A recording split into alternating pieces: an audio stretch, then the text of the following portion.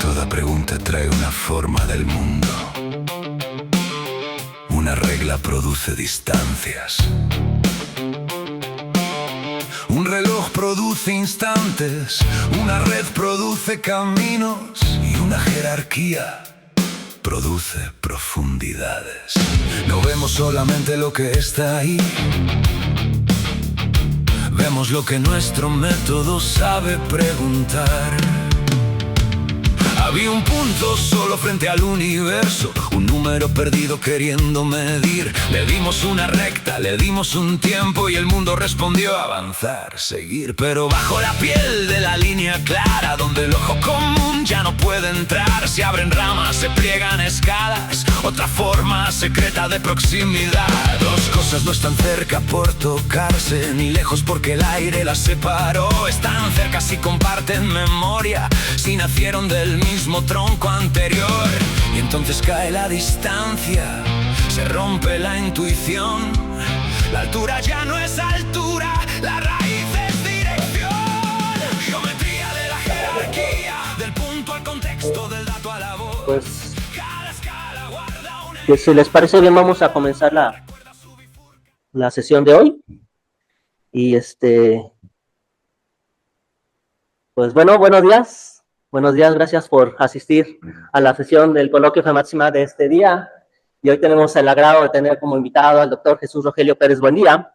Él es investigador por México CECITI, adscrito al CIMAD Mérida desde el 2016. El doctor Pérez Buendía obtuvo su licenciatura de matemáticas en la Facultad de Ciencias de la UNAM.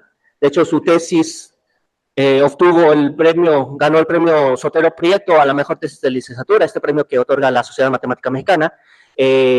Obtuvo su maestría en Ciencias Matemáticas en el Instituto de Matemáticas de la UNAM y su doctorado en Matemáticas en la Universidad de Concordia, en Montreal, en Canadá.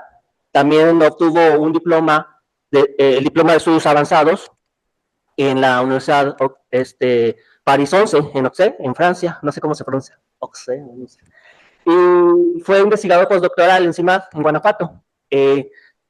Actualmente imparte cursos en el CIMAD, en el posgrado de la UNAM, aquí en la Facultad de Matemáticas de la UADY.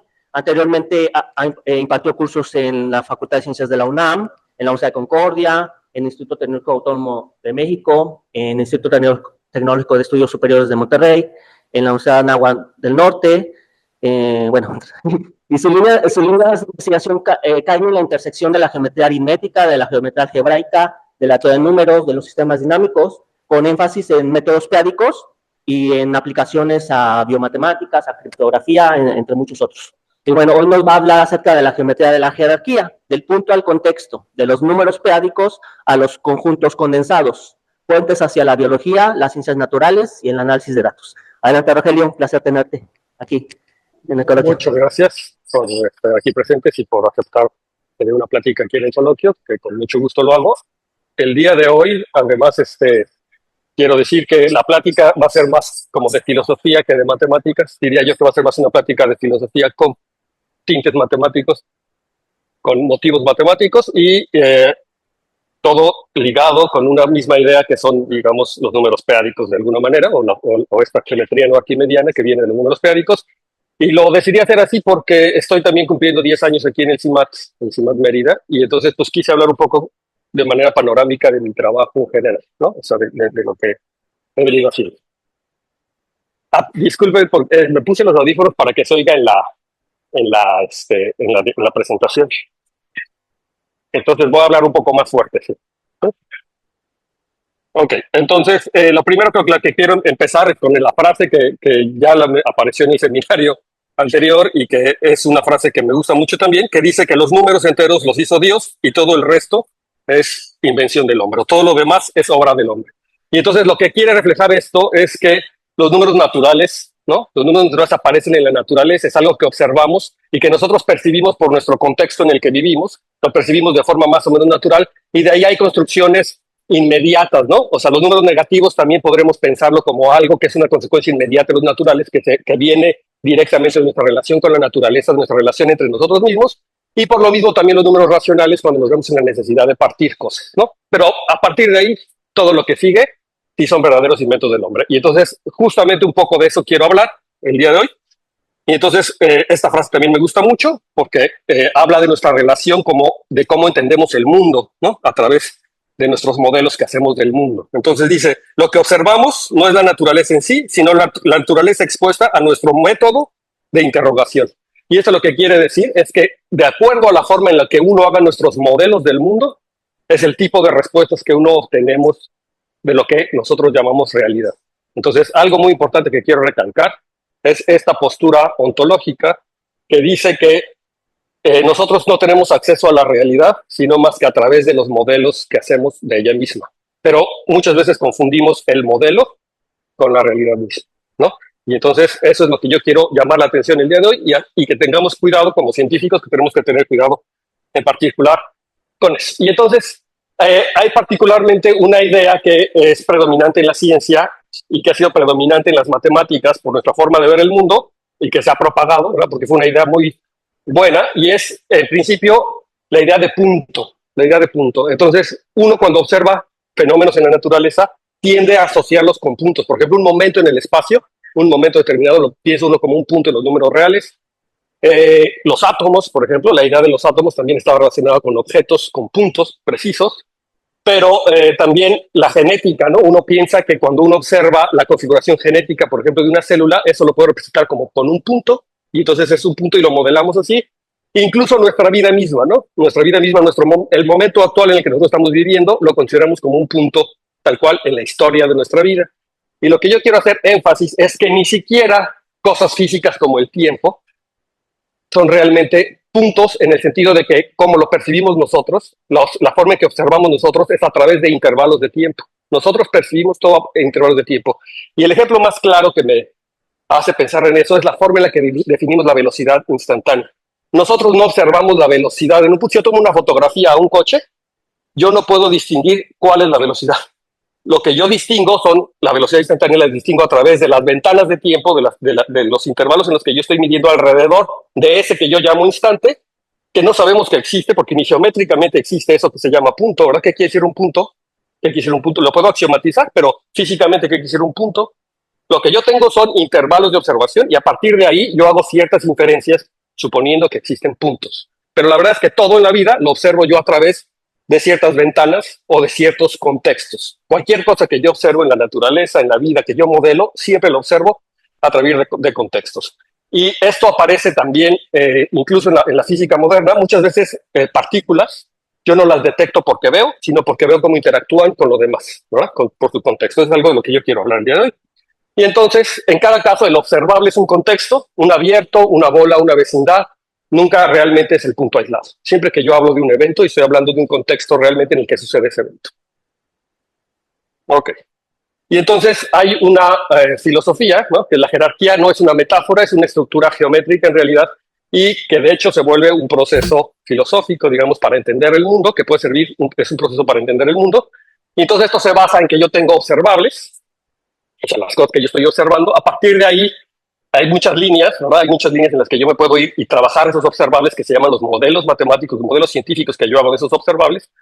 La línea que yo me voy a ir ahora, la que les quiero convencer que es interesante, es esta de la ramificación, ¿no?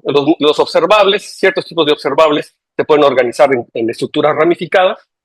Y esas estructuras ramificadas, existe una teoría matemática que engloba todas esas cuestiones y que me permite estudiar y entender fenómenos físicos y matemáticos, que se llama la teoría de topos, de Grothendieck, y teoría de topos, que está estrechamente relacionada con el lema de Jonera de categorías. Y a su vez, pues todo esto lo quiero aterrizar después, como esta forma de ver el mundo se puede aterrizar a estudiar fenómenos de la naturaleza y en particular de la biología, de la genética, que es lo último que yo estaba haciendo recientemente, ¿no? Esa es la idea. Entonces, la primera cosa que quiero llamar la atención es que nosotros observamos, una vez que yo tengo un observable, un fenómeno en la naturaleza, en física, en donde yo quiera, yo observo ese fenómeno a través de ciertos lentes, ¿no? Que son mis modelos matemáticos. Entonces, vamos a pensar que X es un abierto o un espacio topológico, ¿no? Es mi observable, es lo que yo quiero entender, mi espacio topológico. Entonces, yo aplico distintos lentes, que quiere decir distintos modelos, para entender ese espacio, ¿no? Por ejemplo, si yo lo veo a través de los naturales, entonces yo puedo fijarme en las funciones continuas de los naturales al espacio X como los naturales es discreto, las funciones continuas son simplemente las sucesiones. Entonces yo estoy estudiando en mi espacio X sucesiones y al estudiar las sucesiones obtengo ciertas características de mi espacio topológico.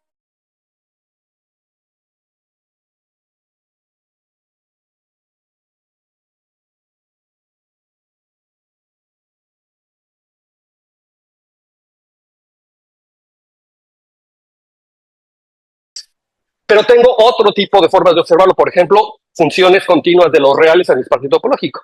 Entonces, cuando estudio funciones continuas de los reales en el espacio topológico, estoy estudiando curvas en el espacio topológico y concretamente podría estudiar de subconjuntos de los reales funciones, es decir, de intervalos. Y entonces estoy estudiando cuerdas en mi espacio topológico y entender cómo son esas cuerdas, por supuesto que me da información muy importante de cómo es el espacio topológico.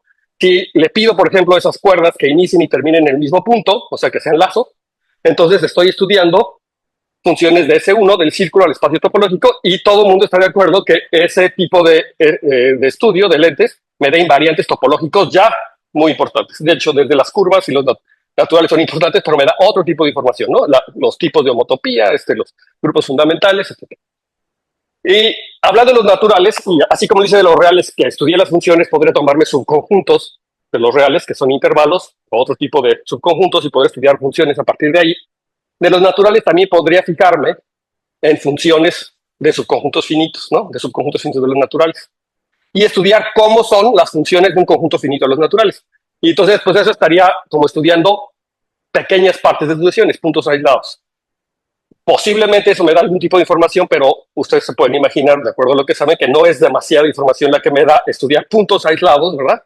A menos de que caigan en singularidades o que yo pida ciertas propiedades específicas de cómo sean las funciones, pero en general no me da muchos puntos. Pero lo que sí puedo estudiar, más bien son familias ahora de conjuntos finitos con ciertas propiedades. Por ejemplo, si me tomo una familia anidada de conjuntos finitos y me fijo en las funciones continuas de cada uno de esos conjuntos finitos al espacio topológico, que respeten la parte de anidación, ¿verdad? Que respeten la estructura jerárquica, lo voy a empezar a meter, entonces voy a estar obteniendo otro tipo de información, ¿no? Una información importante.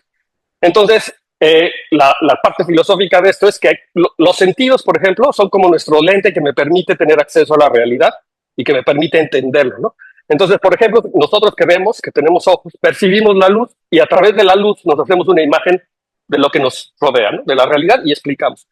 Pero si los murciélagos hicieran ciencia, que no ven, lo más seguro es que tendrían otro modelo completamente distinto de explicar la realidad, porque lo explicarían a través de lo que ellos, y no puedo decirle ver, pero a partir de su lente, que es lo que ellos sienten, lo que escuchan, digamos, para modelar la realidad, ¿no? Entonces, eso es para hacer el énfasis de que nosotros modelamos la realidad a través de nuestro contexto, de lo que tenemos, de nuestro cuerpo, de lo que percibimos. Si fuéramos unos extraterrestres que viviéramos en otro ambiente completamente, o si fuéramos topos que vivimos en el centro de la Tierra, entonces nuestro modelo de la realidad sería otro, sería completamente distinto. ¿Y cuál sería mejor? Pues no hay razón por la cual pensar que alguno es mejor.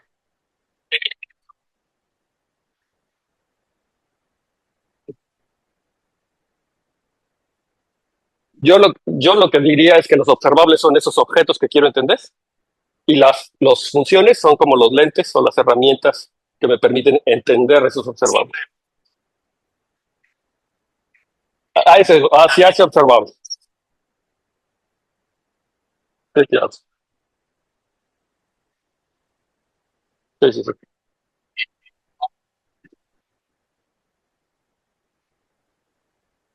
Ahorita ahí te voy.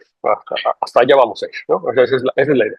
Entonces, el punto aquí es que en este ejemplo particular, yo lo que he estado estudiando son funciones continuas de ciertos espacios que son mis herramientas que me permiten observar hacia X, que es lo que quiero observar, ¿no? Y mis lentes, digamos, son las funciones continuas. Es el medio con el que estoy observando ese tipo de cosas y obtengo características, ¿no? Características importantes. Ok, esto ahora... regresando a la idea de conjuntos anidados, les quiero decir que nosotros de hecho entendemos el mundo, pero a lo mejor no somos muy conscientes de eso, ya de por sí, con estructuras anidadas de ese tipo finitas. Entonces, si por ejemplo yo quiero determinar un momento preciso, entonces hablando nuevamente, quiero que sigan pensando que los momentos no son puntos, sino realmente son intervalos, son ventanas de tiempo, son intervalos de tiempo. Entonces yo lo describo, por ejemplo, a través de una hora ¿no? Y entonces, o del día de la semana o el año, si quieren, puede pasar en el año. Luego lo ubico en el mes, que es una cuestión jerárquica. Los meses se repiten adentro de los años. Luego de los meses puedo hablar de semanas que están adentro de cada mes, ¿no? Luego después de cada semana puedo hablar de horas que están adentro de cada... Y luego de horas puedo hablar de minutos y luego de segundos. Y entonces estoy haciendo como aproximaciones sucesivas anidadas de un momento preciso. Entonces lo puedo pensar como engranajes, engranes del mismo tipo o como bolas anidadas que van una dentro de otra, que a fin de cuentas, cuando yo describo son las 5:54, en realidad no estoy definiendo el momento preciso, porque para definir un momento preciso tendría que decir cuántos microsegundos, cuántos millonésimos de segundos, y etcétera. El punto es que no importa qué tan profundo me vaya, siempre estoy definiendo una ventana, ¿verdad? Un intervalo de precisión estoy teniendo. No importa qué tan preciso me vaya, ¿ves? Porque siempre hay un ranguito ahí. Entonces lo que estoy definiendo como es instante son bolas, y ese es un ejemplo jerárquico que ya aparece y al cual estamos acostumbrados toda la vida. El modelo típico jerárquico que me modela eso, o que podríamos utilizarlo para modelar ese tipo de cosas, son torres de congruencias, por ejemplo. Así como la hora yo la pude describir a través de cierto, o el instante, un instante yo podría decir es en 1976. Ah, bueno, eso más o menos me pone un instante, aunque es un poco vago, pero esto. Pero digo, el diciembre de 1936. Ah, lo ubico un poco mejor. El 6 de diciembre de 1936. A las 7 de la mañana. Entonces lo voy localizando. Un número en matemáticas, también yo lo puedo ubicar de la siguiente manera. Lo divido entre P y me fijo su residuo. Entonces, el 354 módulo 7. Digo quién es su residuo. Ese me ubica el número más o menos, es un poco vago. Pero ahora lo ubico módulo P cuadrada. Ah, o sea, lo hago módulo P cuadrada, me da una mejor aproximación de ese número. Luego módulo P cúbica. Ah, entonces es una torre compatible de residuos que eventualmente me están ubicando al número, ¿no? O sea, que eventualmente me están dando información de ese número, que cuando lo hago para toda la torre, ¿verdad? Entonces, posiblemente me caracteriza mi número. En el caso de los números naturales, eso sí los caracteriza, pero bueno, esa es la situación. ¿Sí ven? Entonces, lo que quiero decir es que hay estructuras matemáticas que naturalmente identifican este tipo de situaciones jerárquicas que aparecen, ¿no? Que aparecen. Ok, entonces, eso va hacia los números prácticos. Entonces, aquí les puse que subconjuntos finitos anidados, funciones compatibles por restricción, y eso ya determina. Ahora, si yo quiero entender el fenómeno observable, lo que puedo hacer es fijarme en funciones, por ejemplo, de z módulo pz al observable que yo quiero estudiar. Por ejemplo, vamos a seguir pensando en espacios topológicos. Me fijo todas las funciones de z módulo pz ese espacio topológico. Luego me fijo todas las funciones de z módulo p cuadrada z ese espacio topológico, pero además me fijo en las funciones que sean compatibles bajo restricción, o sea, o que sean compatibles bajo el morfismo que está aquí, ¿no? Lo puedo pensar como restricción. Y hacia arriba también, ¿no? Hacia arriba también. Entonces estoy estudiando todas las funciones de este tipo de objetos que son compatibles bajo restricción. La gente que sabe geometría algebraica ya está reconociendo ya las gavillas y por lo tanto los topos, ¿verdad? O sea, ya está reconociendo ahí la estructura de gavilla y la estructura de topo. Entonces, pero ven, o sea, yo puedo entender ese fenómeno a partir de nociones compatibles como lo que hicimos hace rato de la zona. Y entonces aquí simplemente quise ejemplificar que hay, cada lente me distingue distinto tipo de cosas. Si yo, por ejemplo, en los reales o en R2 le quito el centro, las sucesiones, como conjuntos aislados de puntos, no me reconocen que quite el centro, ¿verdad? En general, no puedo reconocerlo, pero las funciones del círculo o del círculo hacia los reales sí lo reconocen, ¿no? Con otras propiedades topológicas, si quieren, pero sí lo reconocen. Bueno, entonces, y la idea está en que entre estudiar funciones de los naturales al espacio topológico y funciones de los reales o de intervalos de los reales al espacio topológico, hay un gap. O sea, pasé de conjuntos finitos o conjuntos discretos a conjuntos continuos, ¿verdad? No sé si lo sientan, pero hay como un salto muy grande. De repente, como que, ¿y por qué cambias de un lente a otro lente tan distinto? La pregunta es que si hay lentes intermedios, ¿no? O posiblemente no estén intermedios estrictamente, pero en otro nivel, otro tipo de lentes que me permitan observar en mi espacio topológico, y por decir algo, porque podría ser cualquier cosa que yo llame observable, cualquier elemento en una categoría, pues, si lo quieren ver así, a través de lentes concretos que no sean ni los naturales ni los reales. Entonces, la propuesta es que, pues, por ejemplo, están los números p-ádicos. Los números p-ádicos, que ahorita se los voy a presentar concretamente, es otra estructura algebraica topológica, aritmética, que me permite observar lo que yo quiero observar a través de sus funciones y, por lo tanto, obtener otro tipo de información, ¿no? Y la pregunta es, ¿qué información me puede dar estudiar funciones de los enteros p-ádicos a un espacio topológico? Por decirlo, ¿qué tipo de información es el que yo puedo obtener y puedo recuperar? Entonces, ¿qué es lo que me revelan las funciones continuas? Por ejemplo, de ZP a X, ¿no? Que este es lo que es un lente profinito. Es un espacio compacto, Hausdorff, totalmente desconexo. Es profinito, el límite directo de conjuntos finitos. Y entonces la pregunta es eso, ¿qué me ven? Entonces, ¿cómo se ven los lentes p-ádicos? Los lentes p-ádicos tienen una estructura jerárquica natural, una estructura de árbol jerárquica. Entonces, por ejemplo, vamos a pensar los enteros módulo 5, por ejemplo, si me tomo el P número 5, entonces todos los enteros los voy a poder meter en uno de estos grandes grupos, que son los congruentes con 0, los congruentes con 1, con 2, con 3 y con 4, módulo 5. Pero ya que están aquí, en esta rama, entonces todos los que son congruentes con 0 módulo 5 también los puedo clasificar con todos los que, a la hora de reducir los módulos P cuadrada, van a ser congruentes con 0, con 1, con 2, con 3, con 4, con 5, etcétera, y en esa ramificación así, ¿no? Entonces, y me voy hasta el infinito, entonces me está dando toda una estructura. Esto es toda una bola, lo que se llama una bola p-ádica, con centro. Cada rama, cada punto de ramificación, de hecho, me determina una bola hacia adelante, ¿sí? Cada punto de ramificación me determina una bola hacia adelante, es una bola, ¿no? Y estoy organizando a los naturales en una forma jerárquica, digamos, a partir de las relaciones de congruencia, de cómo se ven cuando lo reduzco módulo P. Pero, curiosamente, cuando yo voy al límite, obtengo otros puntos aquí que no son, que no provienen necesariamente de números naturales, ¿no? O sea, obtengo más puntos que estoy ahí localizando, ¿no? Son los enteros p-ádicos, módulo 5. Y entonces todo esto porque desde Newton, ¿verdad? Del éxito de la física, de la mecánica de Newton, de las funciones, del cálculo, de la creación del cálculo, pareciera que la ciencia se cargó hacia allá. Y entonces empezamos a confundir el mapa con el territorio. Entonces, al grado que cuando tú le preguntas a una persona que, pues casi cualquier cosa, ¿no? ¿Cómo se atraen los planetas? Te dicen, los planetas se atraen directamente, es directamente proporcional al producto de sus masas, e inversamente proporcional al cuadrado de la distancia que los separa. Y me dicen, así es como se atraen los planetas. Y yo les pregunto, ¿en serio?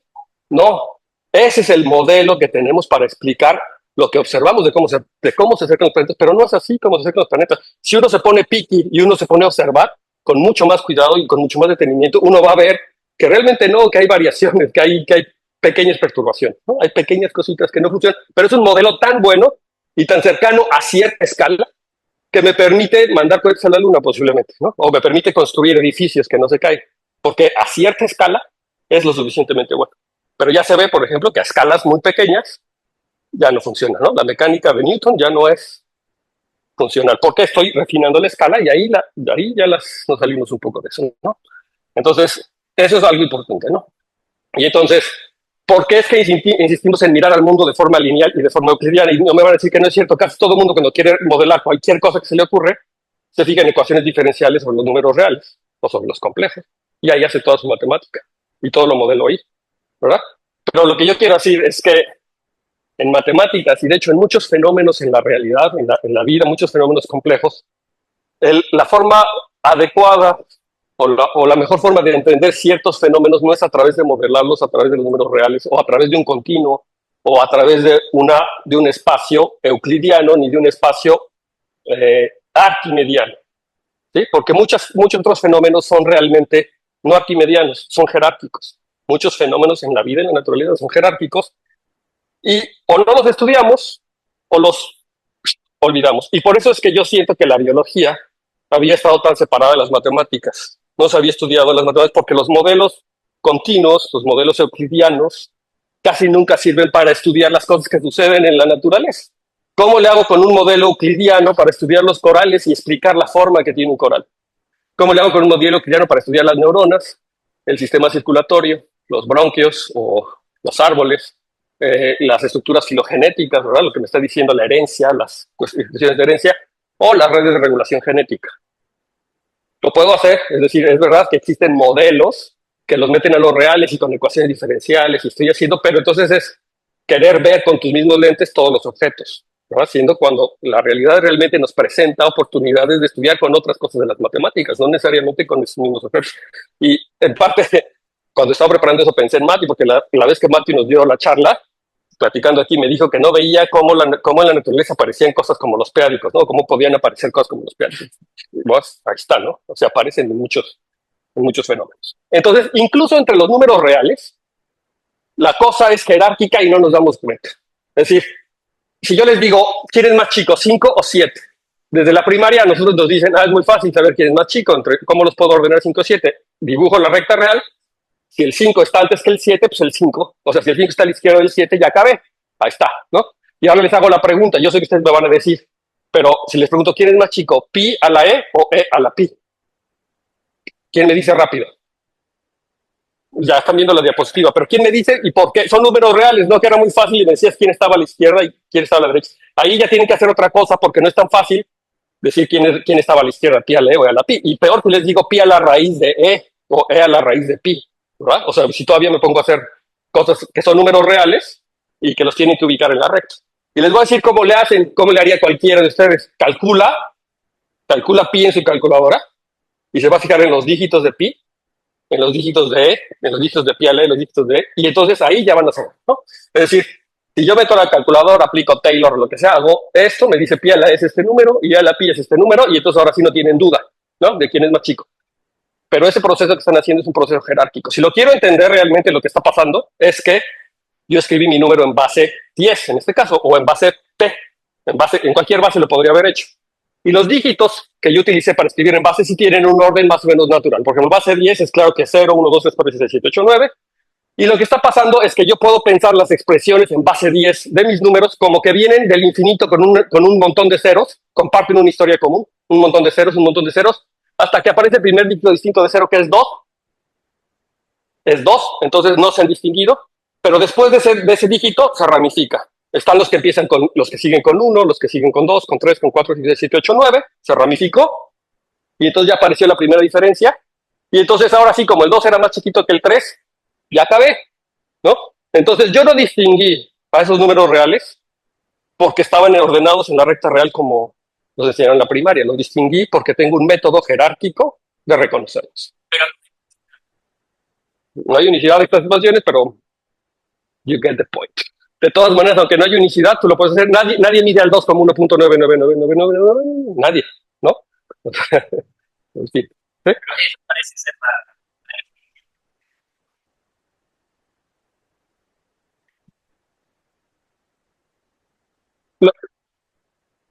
Pero ajá, lo hago así y luego hago identificaciones. Pero la cosa es que para distinguir a los números reales hice esto. O sea, eso era lo que hice, una cuestión jerárquica.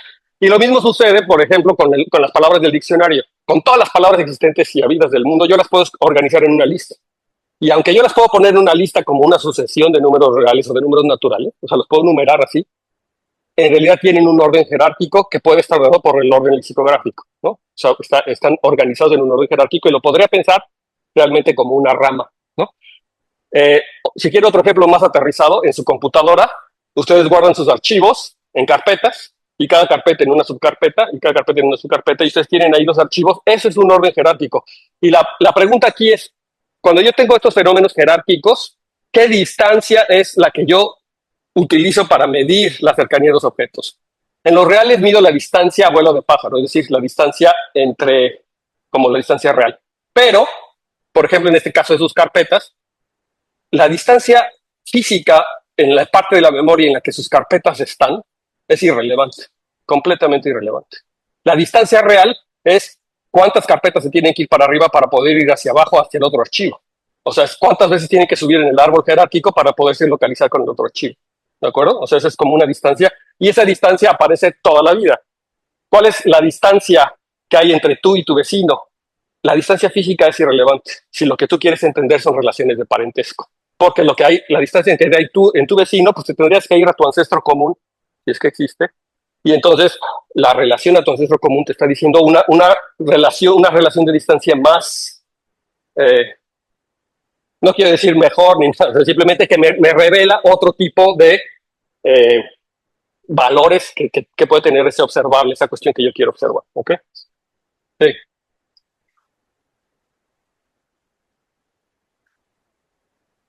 Sí.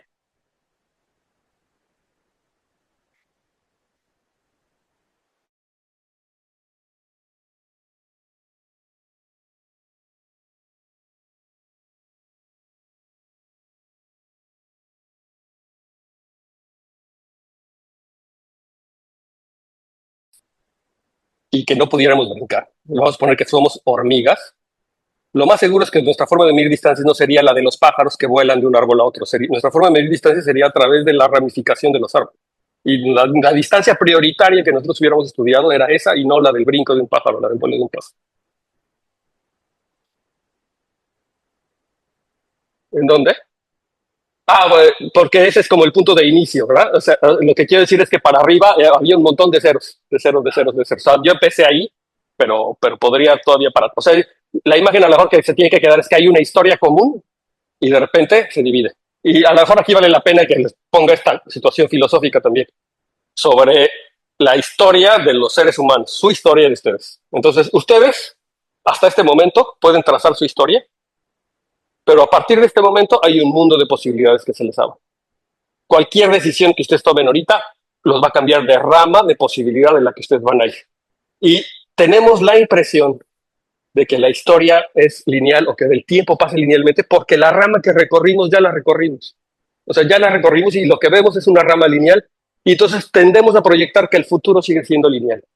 Pero bien podría ser, no estoy diciendo que lo sea, bien podría ser y ese es otro modelo de realidad que a partir de este momento haya toda una rama de posibilidades de futuros y en el que nosotros vamos a ir por una de ellas o a lo mejor por todas, ¿no? Hay teorías físicas que dicen que de hecho vamos por todas, pero nosotros estamos solamente en una rama de esas y solamente vemos el pasado en esa forma jerárquica, ¿no? Sí.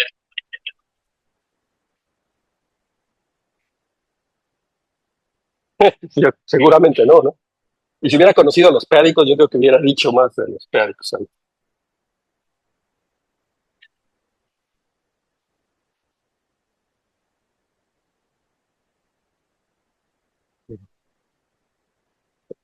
Claro, Borges tenía clarísimo eso.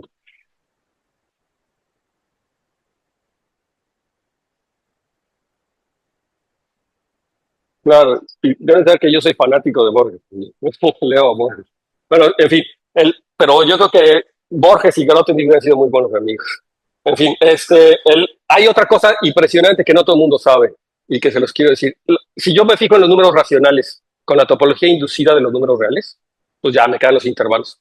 ¿Qué creen? Que yo puedo dar una métrica ultramétrica, o sea, no la métrica usual de los números reales, entonces voy a decir que es una métrica ultramétrica, pero les puedo dar una métrica ultramétrica cuya topología es la topología de los racionales como subespacio de los reales. Es decir, los abiertos de los racionales se pueden ver como bolas ultramétricas. ¿Y qué quiere decir ultramétrico? Básicamente en un mundo jerárquico, o sea, con una métrica jerárquica como las que les voy a presentar a continuación, y eso es lo que quiero decir aquí. Y la razón es muy sencilla, es porque tiene una base de Clopens, de abiertos y cerrados. Todos los espacios que son así tienen esa característica, básicamente. Entonces, bueno, eso era para decirles que incluso en los reales, en lo que estamos tan acostumbrados de ver, de entender, porque de hecho los reales es un invento del hombre. Los racionales es lo que sí tenemos. Los reales, ¿cómo los construí? Haciendo sucesiones de Cauchy, diciendo que una clase de equivalencia de sucesiones de Cauchy, ese es un punto real, pero si se fijan, eso no es un punto, o sea, eso no es un punto, eso es una clase de equivalencia, es una clase, es un objeto, es un montón de sucesiones que se parecen mucho, es un contexto, nuevamente.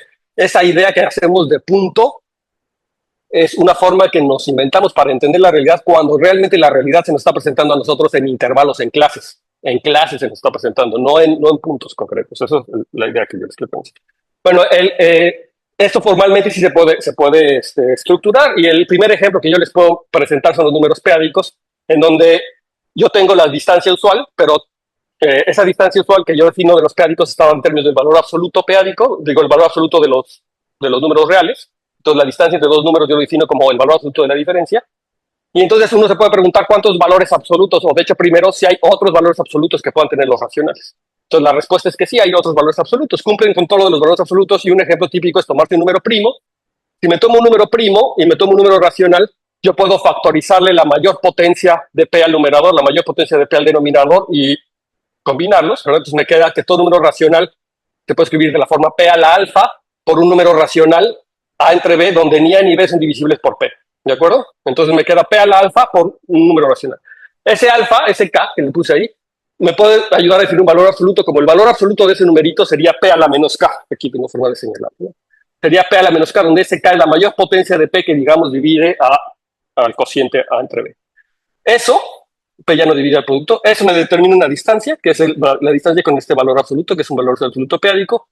y lo que me determina esa métrica es una métrica, cumple todas las cosas de la métrica, cumple que el valor absoluto, de hecho es un valor absoluto, es definido positivo, es multiplicativo y satisface la desigualdad del triángulo. Eso determina una métrica, pero la métrica satisface una propiedad más fuerte que la desigualdad del triángulo, que se llama la propiedad ultramétrica. Es más fuerte que la desigualdad del triángulo. Es decir, que la distancia entre cualesquiera dos puntos es menor o igual que el máximo de las distancias a cualquier punto extra que yo me tome por ahí, ¿no? Desde X a Z. Y eso tiene implicaciones geométricas muy interesantes. Eso es lo que se llama la ultramétrica. En particular, los naturales están acotados, ¿no? O sea, ya no se vuelve una cosa arquimediana. La propiedad arquimediana, justamente lo que me dices que los naturales no están acotados. Aquí sí, todos los naturales viven adentro de la bola de radio, ¿no? Por ejemplo. Todo triángulo sí son, ¿listo? Entonces, resulta que esto resulta ser un campo. El hecho de que lo haya tomado como valor absoluto hace que las operaciones de suma y producto de los racionales sean continuas, y entonces yo puedo fijarme en la completación de los racionales con esta distancia. No es un espacio métrico, me fijo en la completación, y entonces obtengo un espacio completo que además sigue siendo un campo. Se llama el campo de los números racionales p-ádicos. Y ese campo tiene una métrica ultramétrica, y resulta que la bola de radio 1 con centro en cero en ese campo son lo que se llamamos los enteros p-ádicos. Es los ZPs que ya les había presentado antes, que lo que me miden es justamente esta torre de congruencias, o los numeritos esos que obtengo cuando reduzco módulo P, luego reduzco módulo P cuadrada, luego módulo P cúbica, y me da todas las sucesiones congruentes bajo reducciones sucesivas módulo P cuadrada, módulo P cúbica, etcétera. Así los puedo pensar. Esos son los enteros p-ádicos, que es más grande que los números enteros, porque aparecen sucesiones que no necesariamente vienen de los números enteros, aparecen otras que sí son congruentes nivel a nivel. Es decir, que una sucesión que cuando le reduzco módulo P me da el mismo número, cuando le reduzco módulo P cuadrado me da el mismo número, si lo pienso como bolitas anidadas, entonces cuando me voy hasta el límite, estoy obteniendo los números p-ádicos, ¿ok? O cuando me fijo en el árbol que les puse, los puntos que están hasta abajo, todos esos son los números p-ádicos, ¿ok? Entonces, eso aparece como la bola de radio 1, con centro en cero. Pero ya que Mati lo dijo y ya que estoy hablando de centros, resulta que en esta topología, desde una topología, resulta que toda bola es cerrada y abierta, son clopens. La frontera de una bola es nuevamente cerrada y abierta. Todo triángulo es isósceles. Dos bolas en este espacio métrico o son disjuntas o una está dentro de la otra. ¿Sí? O son disjuntas o una está dentro de la otra. Entonces ya se imaginan cómo es el espacio. El espacio es totalmente disconexo, justamente. Está como muy separado, pero no es discreto. Está separado, pero no es discreto. Entonces es una sucesión, es una cuestión topológica muy curiosa, pero la imagen de que estén anidados ya me habla de que hay una jerarquía. Y la métrica p-ádica no solamente me dice, no solamente es la distancia en el árbol, ¿no? Porque hace ratito lo que yo les platiqué de los ancestros era que yo subía en el árbol para ver dónde estaba el ancestro común, sino me habla también de la profundidad. O sea, entre más profundo esté, la distancia es más pequeña que si me voy arriba, ¿no? Entonces me tomo los números p-ádicos que se ramifican. Si me voy más abajo, la distancia entre dos ramas abajo que me hacen un triangulito, aquí, es más pequeña que la distancia entre dos ramas que estén en un nivel superior, ¿no? Ahí es más chiquito. Es decir, la distancia sí me mide, sí me ubica la jerarquía, y la jerarquía está dada por los niveles de profundidad. ¿Ok? Ok. Bueno, entonces, esas son las propiedades que tienen los p-ádicos. Y ya que les hablé de los valores absolutos, entonces, ok, para cada primo P tengo un valor absoluto p-ádico, por lo tanto tengo una distancia p-ádica. Y la pregunta es, bueno, ¿pero hay más valores absolutos en los racionales? ¿Cuántos son los distintos valores absolutos que yo puedo tener en racionales? Y Ostrowski tiene un teorema que me dice, pues sí hay muchos, pero todos los puedo clasificar en clases, nuevamente aparecen en clases, y entonces por cómo es su topología, ¿no? De acuerdo a cómo sea la topología. Entonces me dice, hay solamente tantas clases como la clase del valor absoluto real o del infinito y de los p-ádicos. Es decir, cualquier otro valor absoluto en los racionales es equivalente o al arquimediano o a uno p-ádico, ¿de acuerdo? Y entre los p-ádicos no son isomorfos, o sea, no me dan los mismos valores absolutos. Como campos valuados, los racionales p-ádicos no son isomorfos, ¿no? Ni, por supuesto, ni el arquimediano. O sea, son campos distintos. ¿Sí ven? Entonces, no nada más tenía los reales. Ahora tengo, o sea, los reales, ¿qué propiedad tienen? Son un campo completo que contiene los números racionales, ¿no? Es la completación bajo un valor absoluto. Ahora todos los números p-ádicos o los campos p-ádicos son campos completos que contienen los racionales. Pero no hay uno, hay un montón, ¿ok? Y entonces,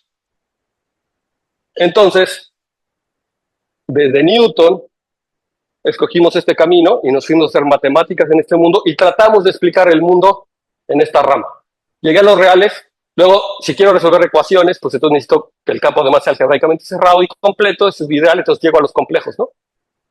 Tomando la cerradura algebraica, y aquí hago casi todas las matemáticas. Y por acá si me voy a los cuaternios y variedades, ¿no? Y hago cositas de este lado. Pero ¿no se les parece que estoy olvidando, perdón por la palabra, pero un chingo de mundos? Son cuántas posibilidades estoy olvidando aquí en donde puedo hacer matemática. Resulta que si yo hago lo mismo, los racionales peádicos son la completación de los números racionales respecto a un valor absoluto peádico. Luego puedo fijarme en su cerradura algebraica, que en ese caso no es completo, pero lo completo y obtengo un campo que se llaman los complejos peádicos. Los complejos peádicos es un campo completo y algebraicamente cerrado. No es isomorfo a los complejos, como campo topológico, como campo, sí, pero el isomorfismo no es canónico, está dado por el axioma de elección. Y la pregunta es si puedo yo hacer matemáticas aquí. Si se pueden hacer matemáticas aquí, pues sí. Normalmente yo, existen todas las matemáticas que quieras de este lado, pero nada más que eso es algo mucho más reciente, ¿no? La gente que hace aritmética, geometría aritmética concretamente, vive más de este lado que de este. De hecho, no es que le hagan feo a los reales, sino más bien lo estudian como todo. O sea, en vez de que yo estudie variedades solamente complejas, estudio todas las variedades sobre cualquier campo, en particular sobre los campos peádicos, y uno se interesa en las relaciones que pueda haber de una con otra, ¿no? Concretamente todo el tiempo. Exacto, pero no estudian los abeles. Están los abeles. Y es que los que trabajamos en eso somos peadictos. Adeptos, ¿eh? Ok, entonces, bueno, ya, resulta que los peádicos, la filosofía que yo le estoy vendiendo es un lente muy bueno para tratar de entender la realidad. Al menos la propuesta que yo quiero venirles a hacer es que yo puedo tratar de entender la realidad o poder tratar de hacer modelos matemáticos a partir de lentes peádicos, pero esta idea no es una idea, o sea, los lentes peádicos es solamente una parte de todo ese mundo. En realidad, existen matemáticas muy serias que se llaman matemáticas condensadas, que son matemáticas creadas por Peter Scholze y Clausen. Peter Scholze, medalla Fields 2018, si no me equivoco, son gente que hace geometría aritmética. Clausen hace topología algebraica, Scholze hace teoría de Hodge peádica, que es directamente mi área de trabajo, digamos que en la que yo me doctoré, pues. Y que hacen una cosa que se llama matemáticas condensadas. Y lo que ellos, la pregunta que ellos se plantearon era, ¿cómo yo puedo hacer álgebra en anillos que además tienen una topología y hacer álgebra de verdad, digamos, álgebra homológica? Resulta que los grupos topológicos, los anillos topológicos, no forman categorías abelianas, para los que sepan de eso. Eso lo que quiere decir es que no puedo hacer teoría de cohomologías, teoría de homologías, cohomologías, como lo hago en las teorías, en las categorías abelianas. No puedo hacer álgebra homológica como se hace en las categorías abelianas.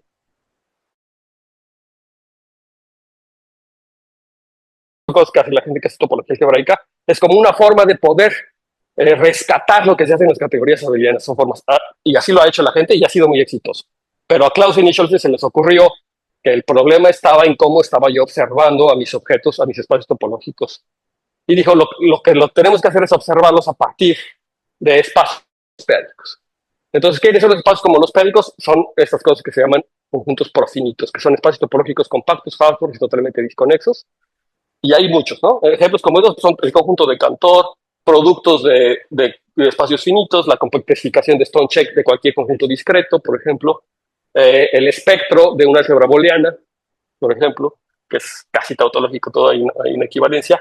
Los grupos de Galois absolutos, por ejemplo, los números racionales o de campos peádicos, todos esos son espacios topológicos, tienen una topología que es profinita y por lo tanto son espacios de Stone, se llaman. Y entonces tengo esos, como lo que propone Clausen y Scholze es que para entender las matemáticas en partir los espacios topológicos, que además tienen una estructura algebraica, lo que tengo que hacer es estudiarlos a partir de estos espacios profinitos y entonces proponen estudiar las funciones continuas de espacios profinitos a esos espacios. Entonces ya ven la conexión con lo que les platiqué al principio. Y esto me determina una categoría. Los espacios profinitos forman lo que se llama un sitio de Grothendieck, un sitio. Y entonces estudian la teoría de gavillas en ese sitio en particular. La teoría de gavillas en ese sitio es lo que se llama el topos de Grothendieck, el topos de ese sitio. En particular estudian las funciones continuas, que son los homomorfismos, que son las gavillas representables, las funciones continuas de ese a cualquier espacio. Es decir, Las matemáticas condensadas lo que estudian son la teoría de gavillas en un sitio de Grothendieck. ¿Qué sitio? El sitio profinito se llama, el sitio profinito. Y entonces estudian esos gavillas. Para entender a los espacios topológicos, lo que les da es que es una buena teoría de las matemáticas, es un topos, entonces hay toda una lógica, nada más que la lógica no es booleana, es una lógica de Heiting. Recupero los espacios topológicos, tengo un funtor fiel y pleno de los espacios topológicos compactos Hausdorff hacia los condensados. Entonces puedo hacer todo lo que estaba haciendo antes, pero en matemáticas condensadas, en particular grupos topológicos los puedo meter y puedo hacer una teoría de cohomología, puedo hacer análisis, puedo estudiar espacios de Banach, todas esas cosas de análisis en donde no hago cohomología porque no tienen la suficiente estructura, no forman una variedad abeliana, o sea, Grothendieck no tiene estructura no variedad abeliana de categoría abeliana. Entonces, ahora en las matemáticas condensadas ya lo puedo hacer, en particular tengo teorías de cohomología y bla, bla. El punto es que estas matemáticas son muy recientes, se generaron en la pandemia, antes de la pandemia. Clausen y Scholz empezaron a dar un curso de matemáticas condensadas y se vino la pandemia. Y entonces lo empezaron a dar en línea. Afortunadamente, le digo que la pandemia trajo muchas cosas muy buenas, entre esas esa. El curso que estaban dando en Bonn lo dieron en línea y yo tuve la oportunidad de tomar. O sea, yo en la pandemia una de las cosas que hice fue dedicarme a aprender matemáticas condensadas. Entonces, fue maravilloso porque me abrió las puertas. O sea, yo sabía de los topos, pero no sabía de la bondad que tienen los topos. O sea, del poder que podían tener los topos. Y a partir de ahí fue como meterse en un hoyo negro, porque luego empecé a leer física explicada con topos, por ejemplo, o sistemas dinámicos. Al mismo tiempo, yo estaba trabajando en sistemas dinámicos no arquimedianos y me di cuenta que entonces uno podía hacer sistemas dinámicos condensados, cosa que no había hecho nadie nunca antes. Entonces, así como Peter Scholze y Clausen se preguntaron si podían hacer matemáticas, ¿no? o álgebra homológica, podían hacer álgebra en anillos que tuvieran una topología y además fueran algebraicos. La pregunta que yo me hice, ¿puedo hacer dinámica en espacios en donde además tengo una topología y tengo estructuras algebraicas y que sean compatibles? Entonces eso es hacer dinámica en anillos topológicos, en particular anillos de congruencia, ¿no? En Z módulo NZ. La gente que ya me conoce pues ha visto que he dado cursitos de eso y cosas así, ¿no? Pero también, por ejemplo, en otras estructuras algebraicas que están mucho más relacionadas con la geometría algebraica o con la aritmética, por ejemplo, los anillos de periodos, ¿no? Puedo hacer uno dinámica en anillos de periodos, que son objetos que vienen de la teoría peánica de Hodge, por ejemplo. ¿Sí? Entonces Jorge, por ejemplo, está haciendo su tesis justamente estudiando dinámica en anillos de periodos con herramientas de matemáticas condensadas, ¿no? Ok, entonces...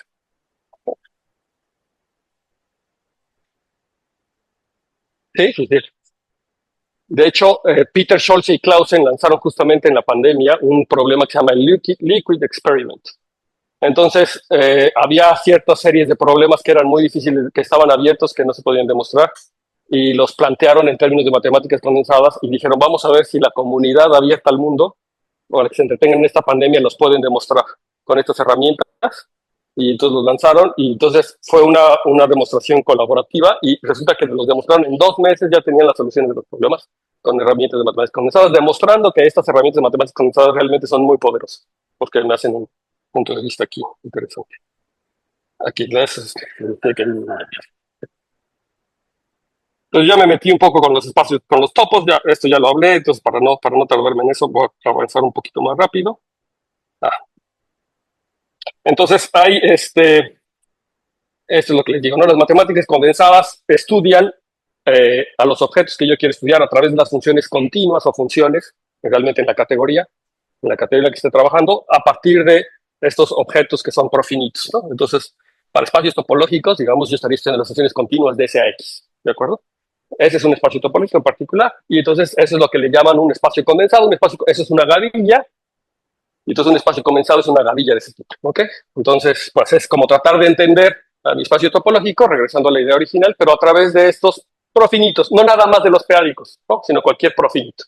Y como los profinitos son límites de finitos, entonces con esa compatibilidad a partir de los finitos, ¿no? A partir de la cuestión profinita. Ok, entonces aquí ya les dije que hay un montón de trabajos que yo he hecho aquí, por ejemplo, que tienen que ver con representaciones de Galois dinámicas, con las funciones Z dinámicas asociadas a esa, y también dinámica, por ejemplo, en espacios de Zariski, en el topos de Zariski asociado a ciertas variantes algebraicas, ¿no? Que yo tengo ahí unos trabajitos con eso. Ok. Esto es lo que ya les dije, que mezclan todas estas ramas, ¿no? Y entonces esto me regresa nuevamente a que yo estoy estudiando a la realidad, aunque sea la realidad matemática, o sea, mis objetos matemáticos yo lo estoy estudiando a través de esos lentes, ¿no? Y lo que resalta toda esta teoría y esta forma de ver el mundo, esta filosofía del mundo, es que lo importante no es el objeto, sino cómo se relaciona con los otros objetos. O sea, querer entender a un espacio topológico X a través de las funciones de espacios profinitos es entender el espacio topológico por cómo se relaciona con esos espacios profinitos, ¿no? Estoy entendiendo por cómo las flechas, es decir, las funciones son cómo se relacionan. Y de hecho, en categorías hay un lema de Yoneda que me justifica exactamente ese punto de vista, esa filosofía. Que el lema de Yoneda me dice que en una categoría cualquier objeto queda caracterizado por cómo se relaciona con todos los demás objetos. Es decir, si yo conozco cómo son todos los homomorfismos de cualquier objeto a él, si yo conozco cómo todos son los homomorfismos, entonces entiendo quién es ese objeto.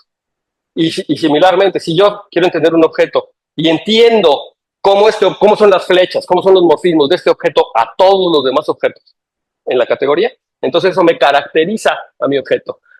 Digamos que este es un funtor representable, este es otro funtor, lo que me dice es que tengo un isomorfismo en esa categoría, pero si no en la categoría, lo que me está diciendo es básicamente esa filosofía. Y si esa filosofía yo la llevo al mundo, lo que me está diciendo es que el observable lo entiendo por cómo se relaciona con todo lo demás en ambas direcciones. Es decir, cómo todo lo demás se relaciona con él y cómo él se relaciona con todo lo demás. Y si lo piensan tantito en física, muchos experimentos así se hacen.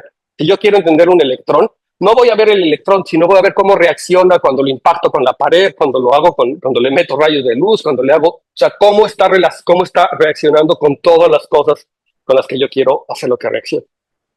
Y lo mismo aplica para la vida. Ustedes son, nosotros somos, como nos relacionamos con la demás gente. Y si alguien entendiera cómo me relaciono yo con toda la gente, seguramente diría quién soy yo. Y también cómo toda la gente se relaciona conmigo. ¿Quieres conocer a alguien? Fíjate cómo la gente se relaciona con esa persona, entonces va a conocer. Bueno, el lema de Yoneda, lejos, o sea, matemáticamente formula y nos dice esa cosa. El punto es que si yo quiero entender este objeto X, entendiendo a todos los morfismos, es demasiado. O sea, sí el lema de Yoneda me dice, sí es cierto, pero es demasiado. Nadie en la vida puede estudiar a algún objeto por cómo se relaciona con todo lo demás. ¿Qué es lo que necesito hacer? Agarrar lentes.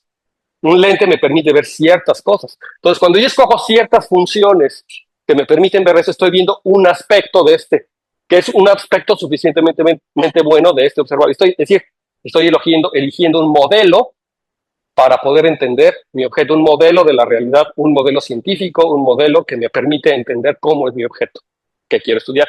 Y esto aplica para fenómenos físicos, biológicos, matemáticos y de todos lados. Siempre que yo quiero entender un objeto, lo entiendo a partir de un modelo que realmente lo que está haciendo, lo podemos pensar como escoger los lentes con el que lo voy a observar y el tipo de preguntas que le voy a hacer, ¿verdad? Las flechas me dicen por dónde lo vas a picar, ¿no? ¿Qué es lo que vas a entender?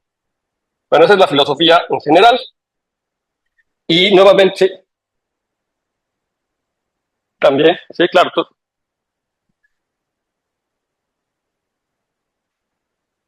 claro que sí, ¿no? Lo que yo digo es que la gente que hace geometría algebraica, y lo digo porque es lo que más conozco, posiblemente la gente que hace geometría diferencial o otro tipo de ramas también lo hace, pero yo creo que lo tenemos ahí en la nariz, ¿no? Y no lo hemos visto. Pero yo siento que Grothendieck sí lo vio, y de hecho Grothendieck explícitamente decía, es que los puntos no son lo importante. Para empezar, son los contextos, ¿no? O sea, el punto no es lo importante, sino es el objeto en sí, el objeto que quiero observar y las relaciones que tiene con todos los demás. Es entender el objeto dentro de un contexto, pero los puntos en sí no lo son, sino son los objetos. Entonces, esto lo digo porque la filosofía de los topos, que les puse por ahí, es estudiar a las matemáticas sin puntos. Es decir, como les dije desde el principio, uno trata en física y de modelar, decir que algo es un punto, ¿no? Pero en realidad esos puntos no es un observable, es un objeto más grueso, es un objeto más ancho. Entonces, uno puede hacer matemáticas con puntos, que es la forma tradicional en la que uno ha hecho matemáticas, axiomatizado lo que son puntos, es decir, uno axiomatiza la teoría de conjuntos, dice lo que es un punto, ¿no? Un objeto de un conjunto, y hace todas las matemáticas ahí. La filosofía de los topos vive de este lado y dice, no necesito yo puntos, necesito objetos que van a ser mis observables. Necesito objetos que van a ser mis observables y eso los voy a entender, así como objetos. Y pueden ser puntos si quieres, pero podrían no ser puntos. Entonces, para que vean el cambio de diferencia, si yo quiero estudiar el espacio topológico, entonces no estudie esos puntos. podrías estudiar sus abiertos, ¿no? O las curvas que hay dentro del espacio topológico, o las cosas que se ramifican jerárquicamente ahí dentro. ¿Sí? Me tengo que acabar. Casi acabo. Les había prometido ciertas aplicaciones. Eh, Entre una de las aplicaciones que tiene esto es en la dinámica, es que yo puedo estudiar dinámica en topos, ¿no? Yo puedo estudiar dinámica en topos y lo que quiere decir es, por ejemplo, tomarse un endomorfismo en el topos, o si quieren, me tomo un objeto en el topos y entonces me tomo una función o un morfismo en ese topos. Un topos, recuerden que es una generalización de teoría de conjuntos, y si lo quieren entender un poco más matemático, es una gavilla en un sitio particular, ¿no? Entonces, lo que estoy tomando es un endomorfismo, es una categoría, entonces me tomo un endomorfismo y quiero estudiar cómo es ese endomorfismo. Nada más que no tengo puntos. Entonces, ¿cómo defino? Aquí aparecen varios problemas. ¿Cómo defino una órbita? ¿Cómo defino un punto atractor? ¿Cómo defino, cómo defino que un punto sea estable? ¿Qué es lo que quiere decir la estabilidad? ¿Cómo defino el caos? ¿Cómo defino Julia y cómo defino Fatou? Justamente parte del trabajo que yo he estado realizando en estos años y parte de la tesis de Jorge es definir todos esos objetos en términos puramente topoics, o sea, puramente sin puntos. Y también estoy muy contento porque ya mandé a publicar ese paper de Fatou, Julia y topos, por ejemplo. Y entonces estoy muy contento con ese trabajo, quedó bastante bien, creo. Entonces, esperemos que aparezca pronto. Pero entonces uno puede definir el caos, Julia, Fatou en todo ese contexto sin topos, con la ventaja que lo puedo aplicar a variedades algebraicas, a la teoría de marcos y de locales, frames, ¿no? A los anillos de periodos. Recupero la teoría, parte de esa cosa es que recupero la teoría de Julia Fatou en los complejos, recupero la teoría de Julia Fatou en campos no arquimedianos, en CP, que es lo que, por ejemplo, hace Víctor Nopal, ¿no? El campo CP, y además lo puedo llevar a otros contextos, incluso a la biología. Ya no tengo tiempo, pero les platico. Parte de mi trabajo de aplicaciones con biología ha sido estudiar redes de regulación genética. Entonces, en particular de la formación de órganos, ¿no? Y cómo se forman los órganos a través de las interacciones con los genes, en particular de las plantas, si quieren. Entonces, el punto es que cuando yo tengo una planta, tengo una cosa que se llama el meristemo, que es como la célula madre, donde son las células, digamos, que se están definiendo, todavía no están definidas. ¿Qué quiere que se definan? Pues que van evolucionando hasta que claramente yo puedo reconocer una célula. Esta es una célula de un pétalo, o esta es una célula de un estámen. Antes, cuando están así al principio, no se reconoce, ¿no? Ahí hay un montón de células que se están definiendo, está creciendo la planta, se está definiendo. Y llega un momento en el que ya puedo yo definir si esa célula era del pétalo, sépalo, lo que sea. Entonces, ahí hay una dinámica, o sea, la red de regulación genética determina una dinámica, y entonces el punto es cómo modela uno esa dinámica. Entonces, si yo quiero hacer la relación entre los genes, yo puedo pensar que un gen está activo o inactivo. Entonces, tengo una dinámica booleana, en realidad, de genes que me están moviendo, activos e inactivos, de una dinámica discreta. Entonces, cuando tengo esa dinámica discreta, es cómo entiendo esa dinámica. La gente hace redes, estudia dinámicas discretas de toda la vida, pero lo que se nos ocurrió a Víctor y a mí era modelarlo en los peádicos, o sea, estudiar eso adentro de los peádicos. ¿Con qué ventaja? Que en los peádicos tiene una estructura jerárquica de naturaleza. Además, si lo meto a CP, a los complejos peádicos, es un espacio completo, algebraicamente cerrado, con una topología. Puedo hacer dinámica y estudios de dinámica de funciones racionales todo el tiempo, y entonces modelar eso como una dinámica en CP. Pero la idea, yo creo, más importante, fue que no metíamos en la dinámica como puntos, sino como bolas. ¿Por qué como bolas? Porque una bola no arquimediana representa ahora un estado de una célula de su configuración genética. Pero yo solamente observo un número finito de genes. O sea, cuando yo estoy estudiando la evolución, los factores que influyen a que una célula se determine no es un gen, no es dos genes, no es tres genes, no son 12 genes. Son mucho más, pero hay genes más importantes que otros, hay genes maestros, ¿no? Eso los biólogos lo saben. Entonces, uno de los problemas de determinar qué son los genes que realmente ayudan a que esa célula se determine hacia un estado fijo o un estado estacionario, por ejemplo, a que yo pueda reconocer que es un pétalo o un sépalo, ¿no? Pero la realidad es que hay muchas más interacciones genéticas y epigenéticas, ¿sí? Que tienen que ver con el ambiente, que tienen que ver con la alimentación, etcétera, que hacen que se defina. Es lo que hace que una planta sea distinta de otra, que el pétalo de una flor no es exactamente la misma que la otra, aunque tenga la misma configuración genética en sus primeros genes que yo estoy observando. Pero la realidad es que yo estoy observando, o sea, si quiero ser preciso, debería haber como una cadena larga de interacciones que me determinan con más fidelidad la característica de ese órgano que se está definiendo. Pero si yo corto, lo que estoy estudiando es una bola, estoy estudiando un contexto. Si yo corto a 12 genes, estoy estudiando las interacciones genéticas, pero estoy olvidando todas las demás que vienen por ahí. Eso se puede entender perfectamente como un árbol de ramificación periódica. El punto es que estudiamos la red de regulación genética de varias plantas, en particular de la Arabidopsis thaliana, de C. elegans, de la Drosophila, que no plantas, son animales también. Y estudiando dinámica y haciendo un análisis tipo Julia Fatou, es decir, tratado de estudiar, tratado de controlar el caos, para no meterme en procesos, tratamos todos los órdenes posibles jerárquicos con el que podíamos meter los genes a los peaditos, porque les importa el orden en que les meta, porque yo puedo meter todos los genes, y encontramos que los órdenes que minimizaban el caos eran los órdenes que se observan en la naturaleza. Es decir, son los órdenes que priorizan a los genes maestros, los que los biólogos ya decían, estos son los genes maestros de regulación, y todos los otros genes son los genes que son como secundarios. Entonces, eso fue como un hallazgo súper importante. Y entonces empezamos a aplicar a C. elegans y a otros, y en todos los casos que hicimos, encontramos que, en efecto, este método encontraba la jerarquía de los genes. Nos organizaban los genes. Entonces, eso refuerza toda esta idea de las matemáticas puras, que observarlo con los lentes adecuados me da información que puedo yo entender, ¿no? Y bueno, con eso termino mi plática.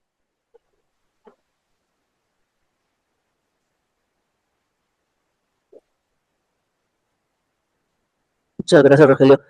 Bueno, tenemos tiempo para hacer un par de preguntas. Aquí hay una y en línea hay otra, entonces ya hay dos ya.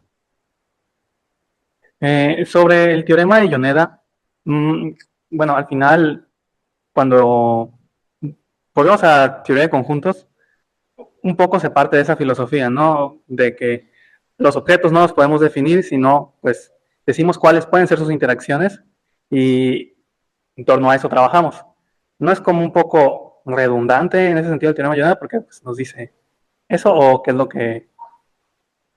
Bueno, la teoría de conjuntos y todas las construcciones, las Hermel, los Frankel o cualquier axiomatización no parte de las relaciones de los conjuntos, sino parte definiendo un conjunto como tal y los objetos y qué cosa pertenece a un conjunto y qué cosa no pertenece. ¿Qué es lo que hago? No de sus relaciones. O sea, no, llega muy tarde el hablar de funciones. Y luego, o sea, primero hago toda la teoría y luego tarde hablo de las funciones. Entonces, no sé si... O sea, por supuesto que el lema de Yoneda aplica a la teoría de conjuntos, aplica particularmente a esa categoría, pero no sé si estoy de acuerdo con que sea lo mismo. O sea, más bien la teoría de conjuntos empieza con puntos y en algún momento empieza a estudiar funciones y estudia todo tipo de funciones y es hasta muy tarde, yo creo que hasta que se hace la teoría de categorías que se ve que yo puedo recuperar a mi conjunto a través de funciones o a través de cómo lo comparo con los demás. Ok. Es lo que así es como yo entiendo la teoría de conjuntos. Bueno. Riemann introduce el estudio del objeto con las funciones. Ah, claro, o sea, que dice, yo estudio el objeto. Las funciones. Yo estudio el objeto a partir de sus funciones, pero no hay una caracterización, hasta muy tarde siento, del objeto en sí a partir de todas sus funciones, que es lo que me diría el objeto de Yoneda. O sea, que me diría el lema de Yoneda es, al objeto lo puedes caracterizar por todas las funciones que tiene.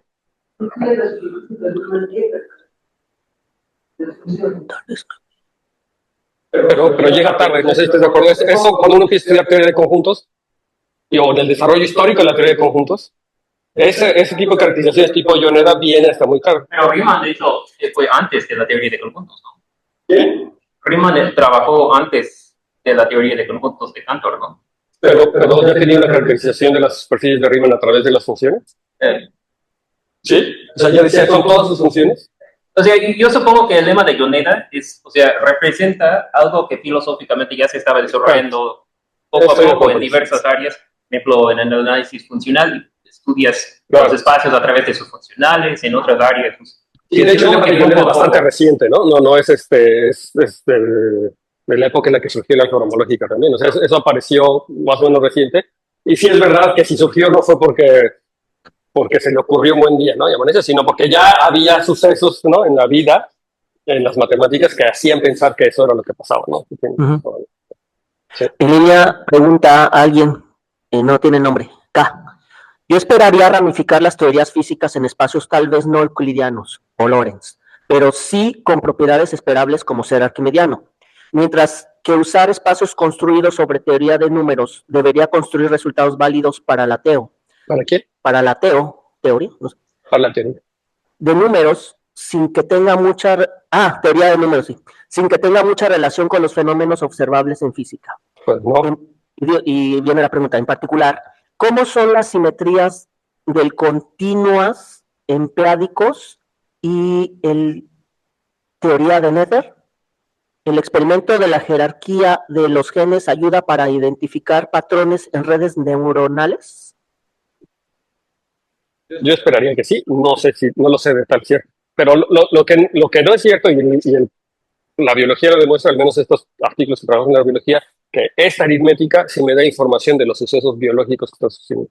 O sea, no nada más me da información de teoría de números, sino sí me da información realmente de cosas que pasan en la vida. Y la razón filosófica, si quieren, no demostrada matemáticamente, pero la razón filosófica por la que yo pienso que eso sucede es porque la realidad tiene mucho ramificado. No quiere decir que la realidad sea ramificada. De hecho, la realidad es toda esa mezcla de cosas que nosotros podemos observar, que estudiarlas a partir de modelos continuos está bien, pero no nada más. O sea, no confundir, no pensar que la realidad son esos modelos continuos, sino son todo eso y nosotros lo estamos aprendiendo a partir de modelos. Y cuando uno lo estudia a partir de modelos discretos, ramificados o p-ádicos aritméticos, aparecen otro tipo de propiedades que nos revelan una parte de la realidad, si lo queremos ver así, y no nada más cosas de la aritmética, como lo demuestra la cosa biológica. Y, por ejemplo, no nada más en regulación genética, también con Ángela Zuckel, que estuvo aquí de postdoc, estudiamos corales con métodos p-ádicos. Los corales también se ramifican y la forma en la que transfieren información es a través de la estructura coralina, o podemos suponer que aunque también reciben del exterior, pero uno puede modelar cómo se comunican, cómo mandan información o cómo se alimentan, ¿no? Cómo distribuyen alimento a través de su estructura interna y con ecuaciones de reacción-difusión p-ádicas, no ecuaciones de reacción-difusión clásicas, sino con ecuaciones de reacción-difusión p-ádicas modelamos el crecimiento coralino. Para contestar una de las preguntas específicas que hizo sobre los grupos de simetría, hay algo que se llaman grupos de p-ádicos, que se pueden estudiar. Bueno, yo supongo que es muy temprano para afirmar que no se pueda usar los números p-ádicos para estudiar la física fundamental, y quizás muy temprano para afirmar que sí se puede, y supongo que yo siento que es muy temprano para decir que sí se puede o que no. Y de hecho, por ejemplo, hay modelos físicos, eso que he platicado la vez pasada, a escalas más pequeñas que la constante de Planck. Digamos, los métodos tradicionales de la física no funcionan. A escalas más constantes no funcionan exactamente como yo quisiera. Y entonces, ha habido gente rusos que proponen que a escalas más pequeñas de la constante de Planck, los modelos que deberían de funcionar son los no arquimedianos, justamente. Y entonces, de hecho, han estudiado, hay teoría de cuerpos, de campos, perdón, se llama teoría de campos p-ádica y los rusos hacen física en los p-ádicos para tratar de explicar el mundo. Pues ya se nos acabó el tiempo. Muchas gracias al doctor Rogelio Pérez Buendía. Nuevamente le damos un aplauso y nos vemos la próxima semana.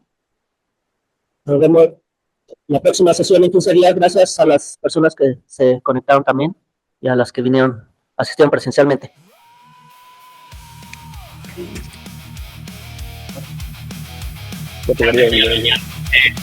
Sí, preadictiva, supongo que el morfismo no se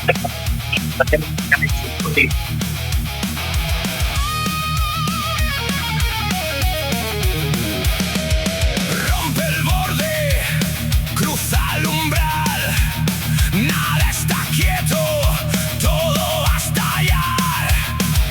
Cae el ruido, sigue la señal, donde hubo sombras, vamos a mirar. Siente el pulso, vuelve a empezar, lo que está roto puede encajar. Condensar, fuego en la forma, hierro mental. Condensar, un solo grito contra lo